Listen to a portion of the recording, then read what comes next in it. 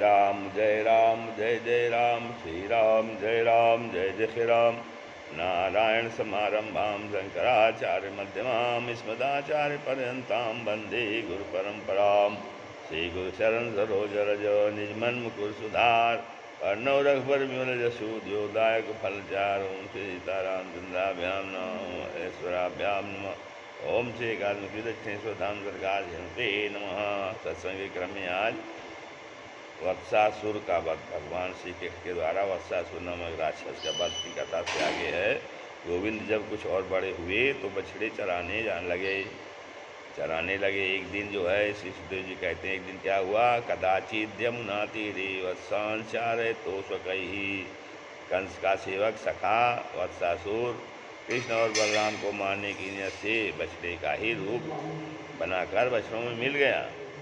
तम वत्स रूपिणम वीक्षे वत्सयूथ गतम हरि, दर्शयन बलादेवां बलदेवाय शनैर्मुग्ध जरासत। हे वनस्पति रूपिणी, हे श्री कृष्ण ने बलराम जी को आँखों के इशारों से बता दिया कि दैत्य हमारे बछड़ों में मिल गया है। बलराम जी अनजान बच्चे की तरह उस दैत्य के पास पहुँचे और पूंछ सहित पिछले पैर पर पकड़कर खूब घुमाया, पीछे कैद की जड़ पर दे मारा। मरने पर अपने असली रूप में आया। ग्वाल बाल और देवता सब प्रसन्न हुए और आकाश में पुष्पों की वर्षा होने लगी। फिर पूर्व जन्म के विषय में बता रहे हैं कि मुनीनां काम समाहत्तुं भूत्वा विप्रा समागतः दैत्योषि मूर्धस्तस्माद् गोवत्सो भव दुर्मते। गर्ग संहिता वृंदावन खंड 4:27। यह मूर्ख दैत्य का पुत्र था। एक दिन ब्राह्मण का वेश बनाकर वशिष्ठ जी के आश्रम में पहुंचकर नंदिनी गौ को मांगने लगा। वशिष्ठ जी तो कुछ बोले नहीं, परंतु नंदिनी ने साफ दिया कि दैत्य तू ही वृंदावन का भेष बनाकर गौ मांगने आया है, अतः दुष्ट तू गवत्स हो जा। वत्सासुर का वध।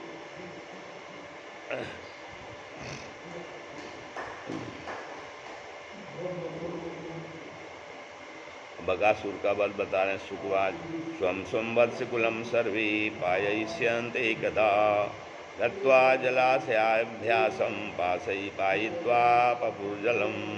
एक दिन सबने अपने बछड़ों के झुंडों को जलाशय पानी पिलाया, फिर स्वयं जल पीकर संतुष्ट हुए। तभी सबने पास में ही एक बड़े पहाड़ के समान एक वक्र मन बगुला नाम का राक्षस दिखाई दिया। सवै बको नाम महान सुरो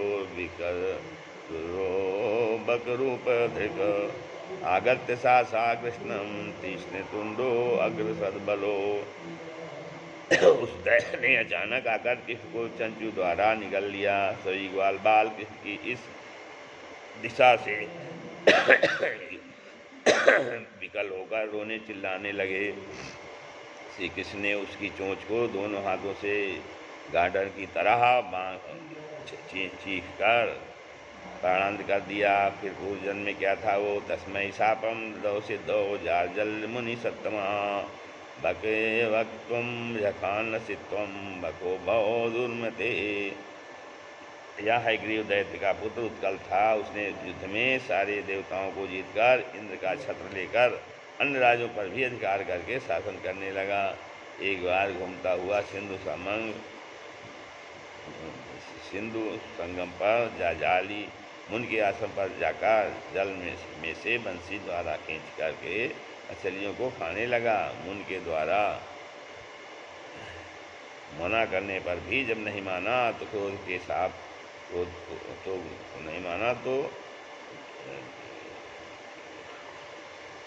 करके साप दे दिया। दुष्ट, तू बगुले बग के समान मछलियों खा रहा है, जा बगुला हो जा। तो बकासुर का इस प्रकार से बकासुर का जन्म हुआ था। अघासुर का वध कैसे हुआ। यह पूतना और बकासुर का भाई एक दिन भगवान एक दिवस गए पुलिन मझारा, निज निज भोजन सबन उबारा।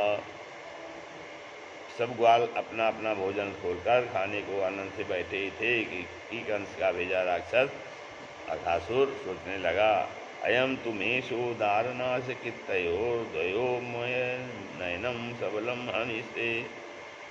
कि हे यह कृष्ण, ही मेरी भाई बहन का त्यारा है, मैं भी इसे दल बल सहित मार दूंगा। ऐसा सोच करके यह प्रण करी अजगर बना योजन एक प्रमाण। यह प्रण करी अजगर बना योजन एक प्रमाण। एक होठ नभ से लगा दूजा धरा तुलान, दूजा धरा तुलान। आंखों की तरह उसकी आंखों आंधी की तरह आंधी की तरह उसकी सांस चल रही थी। जीवा लाल सड़क के समान समान फैली हुई थी। आंखें दावा नल की तरह धड़क रही थी। सभी ग्वाल बाल अजीब गुफा समझकर उसके मुख में प्रवेश कर गए। श्री कृष्ण भी साथ ही घुसे और वह सबको मारता। उससे पहले भगवान ने अपना शरीर इतना बढ़ाया कि उसका शरीर फट गया। सभी ग्वाले अचेतावस्था में उधर से निकल आए। देवता फूल बरसाने लगे। बांके बिहारी लाल तेरी जय होवे नंदलाल, भक्तन के प्रतिपाल, जय यशोदा के लाल तेरी जय हो। अब इनके पूर्व जन्म की कथा है। अघ नाम का यह असुर पहले जन्म में शंखासुर का सुंदर पुत्र था। अष्टावक्र को देखकर हंसने लगा था। साप दिया, तू भी टेढ़ा मेढ़ा चलने वाला सर्प हो जा। पीछे प्रार्थना करने पर बता दिया, जब श्री कृष्ण तेरे उदर में प्रवेश करेंगे तेरी मुक्ति हो जाएगी। परीक्षित जी पूछने लगे, हे प्रभु, अघासुर के बनने पर ग्वालों ने अपने घर पर यह बात 6 वर्ष की अवस्था में यानी 1 वर्ष बाद कही थी। अघासुर वध के समय 5 वर्ष की अवस्था थी। कृपया इस शास्त्र को बताइए। सुखदेव जी कहते हैं, सुनस्वा वही तो राजन अपि गुह्यम वदामि ते, गुरु स्निग्धस्य शिष्य से गुरु गुह्यमप्न। हे राजन, मैंने यह बात छुपा ली थी, आपने यह गूढ़ रहस्य पूछा है। इसे आपकी कथा में कितनी रुचि है पता चलता है। योग शिष्य गुरु गूढ़ तत्वों का भी नहीं छिपाते हैं। गूढ़ तत्वन साधु दुरा वहीं, आरत अधिकारी जहाँ पावहीं। और सुखदेव जी कहते हैं, अत्र भोक्तव्यमस्माभिर्दिवारूढ़ं क्षुधार्तिताः वत्साः समीपेस्ताः ये पीत्वा चरन्तु शनकैस्तृणम्। हे राजन, ग्वाल बाल बोले, दिन अधिक बढ़ चढ़ आया है, अब हमें भोजन कर लेना चाहिए। बछड़े पानी पीकर समीप ही हरी हरी घास चर रहे हैं। इसके बाद कृष्ण सबके भोजन में से खाने लगे और सबको खिलाने लगे। देत श्याम सबको सब भाखा में, ब्रह्मा तभी पड़ो दुविधा में। ब्रह्मा जी सोचने लगे, यह झूठा खाने वाला कैसा ब्रह्म है जो ग्वाल बालों का झूठा खा ले या खा रहा है। ऐसा सोचकर परीक्षा करने के निमित्त सारे वैष्णवों को चुरा कर ये अपने लोक को ले गए। जब कृष्ण वैष्णवों को ढूंढने लगे तो ब्रह्मा जी भगवान को ही ले गए। श्री कृष्ण सारा चरित्र समझ गए। सुवत्स ग्वाल सबको हरि लीला लीना, जाना श्याम चरित अज कीन्हा। तुरत वत्स बालक इव कीन्हा, सीतरम सीतरम तुलक। तुरत वत्स बालक हरि कीन्हे, ज्यों की त्यों कछु जात न दीन्हे। श्याम को सभी बछड़े और बालक अपनी अपनी माताओं के पास यथावत रूप से पहुंच गए। किसी ने कोई भेद नहीं जाना। यह क्रम 1 वर्ष तक चलता रहा। 1 वर्ष बाद ब्रह्मा जी ने सोचा कि ब्रज में जाकर देखूं कि बछड़ों और बालकों के बिना कैसे चल रहा है। यहाँ आकर देखा तो सन्न रह गए कि हर बालक हर एक बछड़ा अपनी माँ के पास आनंद ले रहा है। बोले, मैंने तो सबको वहाँ बंद कर रखा है, ये यहाँ कहाँ से आ गए। पश्चाताप करने लगे।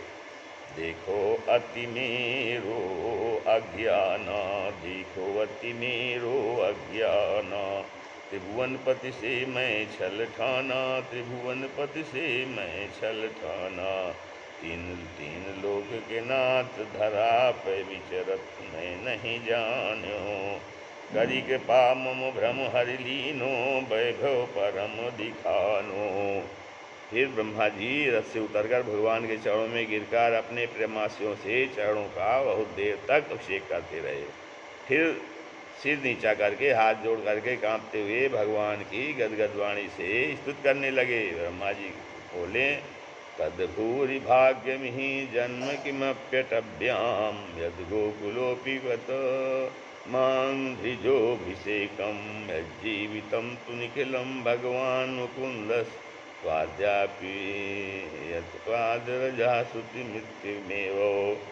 हे नाथ, यदि भूतल पर मेरा जन्म हो तो इस पृथ्वी पर वृंदावन में हो, उसमें भी यदि गोकुल में हो जाए तो क्या कहना, मेरा भाग्य धन्य हो जाएगा। क्योंकि वहाँ के किसी गोकुलवासी की चरण धूल मेरे शरीर पर पड़ेगी तो मैं धन्य हो जाऊँगा, क्योंकि उसी चरण रज की को श्रुतियाँ आज तक ढूंढ रही हैं। इस तरह अनेक प्रकार से प्रार्थना करके अपने अपराध की क्षमा मांगकर भगवान की तीन परिक्रमा करके अपने ब्रह्मलोक को चले गए। तदनंतर वास्तविक बछड़ों और बालकों को ब्रज में भेजा। गोविंद ने माया द्वारा निमित्त बछड़ों और बालकों को ओझल कर दिया। अतः हे राजन परीक्षित, इसी कारण से उन बालकों ने 1 साल के पश्चात यानी 6 वर्ष की अवस्था में अपने अपने घर यह कहा था कि मैया, आज गोविंद ने जंगल में एक विशाल काया अजगर को मार करके हमारी रक्षा की। सभी ब्रजवासी आश्चर्य हुए और खुशी मनाने लगे। नकली ब्रह्मा बनकर ब्रह्मलोक में जाकर असली ब्रह्मा को ताड़ना देना। धेनुकासुर का वध है। आगे श्री सुखदेव जी कहते हैं, जब भगवान ने पौगंडावस्था 6 वर्ष से 10 वर्ष में प्रवेश किया तो गाय चराने उनकी निगरानी करने के योग माने जाने लगे। ततश्चे पौगंड वया श्रुतो व्रते बभूवतुस्तो पशुपाल सम्मतो, दाश्चार्यन्तो सखिभिः समं पदैर्वृंदावनम पुण्यमतीव चक्रतु। तब वे मित्रों के साथ गाय को चराते हुए मित्रों के साथ वृंदावन की भूमि को पवित्र करने लगे। एक दिन मैया कहने लगी, लाला तुई माखन मिश्री दे दूंगी, चरैला मेरी गैया। लाला तुई माखन मिश्री दे दूंगी, चरैला मेरी गैया। कोरी कोरी मटकी दही जमायो, कोरी कोरी मटकी दही जमायो। लाला पहले ही तो खवाए दूंगी, लाला पहले ही तो खवाए दूंगी। टेंटी टेंटी की साग बेझरी की रोटी, टेंटी की साग बेझरी की रोटी। पहले से ही तोड़ जिमाए दूंगी, पहले ही तोड़ जिमाए दूंगी। लाला तोई माखन मिश्री दे दूंगी, चरैला मेरी गैया। हरे बांस की बांसुरिया तेरी, हरे बांस की बांसुरिया तेरी। या मैं नग हीरा लगवाए दूंगी, या मैं नग हीरा लगवाए दूंगी।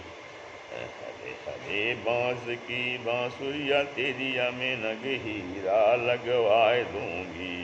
बरसाने तेरी करूं सगाई, बरसाने तेरी करूं सगाई। छोटी सी दुल्हन लाए दूंगी, छोटी सी दुल्हन लाए दूंगी। बरसाने तेरी करूं सगाई, छोटी सी दुल्हन लाए दूंगी। लाला कोई माखन मिश्री दे दूंगी, चरैला मेरी गैया, चरैला मेरी गैया। श्री राम जय राम, जय जय राम, श्री राम जय राम।